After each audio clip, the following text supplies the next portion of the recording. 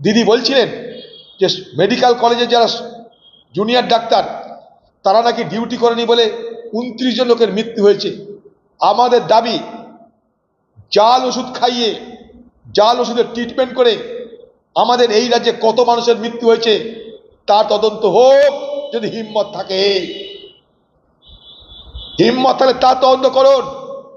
জাল ওষুধ খাইয়ে মানুষকে মেরে দেওয়া হয়েছে, 2 নম্বর ওষুধ খাইয়ে মানুষকে মেরে দেওয়া হয়েছে। আমি না, ডাক্তাররা বলছে। অপারেশন করার পর অপারেশন সফল হয়েছে, কিন্তু যে ওষুধ সে ওষুধ কাজ করছে না, ফলে যাদের বেঁচে যাওয়ার কথা তারা মারা যাচ্ছে।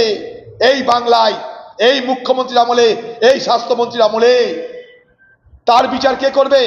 তার তদন্ত কে করবে? অথবা আন্দোলন থামালে চলবে না, চলবে না, চলবে না।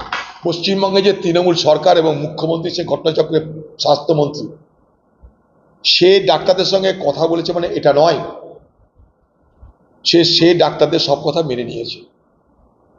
নিরুপায় হয়ে তাকে ডাক্তারদের সঙ্গে আলোচনায় বসতে হয়েছে। যে তেজ, যে দৃঢ়তা তিনি ডাক্তারদের বিরুদ্ধে দেখিয়েছিলেন, ধমক চমক, তাদের বিরুদ্ধে কড়া ব্যবস্থা নেওয়া, জনসভায় বক্তৃতা দিতে গিয়ে সাপের ফোঁস করার গল্প, ডাক্তারদের বিরুদ্ধে এফআইআর করার গল্প, ডাক্তারদের ভয় দেখাতে কোনো ত্রুটি তিনি করেননি। কিন্তু অকুত ভয় ডাক্তার সমাজ, বিশেষ করে জুনিয়র ডাক্তাররা, অকুত ভয় যে ডাক্তার সমাজ, জুনিয়র ডাক্তার তাদের দৃঢ়তার কাছে হার মেনেছেন, মানুষের প্রতিবাদের কাছে হার মেনে মমতা ব্যানার্জি নিতন্ত বাধ্য হয়ে আজকে সেই সমস্ত জুনিয়র ডাক্তারদের প্রতিনিধি দলের সঙ্গে দেখা করেছেন। কিন্তু একথা ভাবার কোনো কারণ নেই, তিনি এগুলো ভুলে গেছেন। তিনি বদলা নেবেন, তার জন্য তিনি অপেক্ষা করছেন, সুযোগ খুঁজছেন বদলা নেবার। মিলে নেবেন আমার কথা, সি ইজ এ ভেঞ্জফুল লেডি, সে চেষ্টা করবে বদলা নেবার।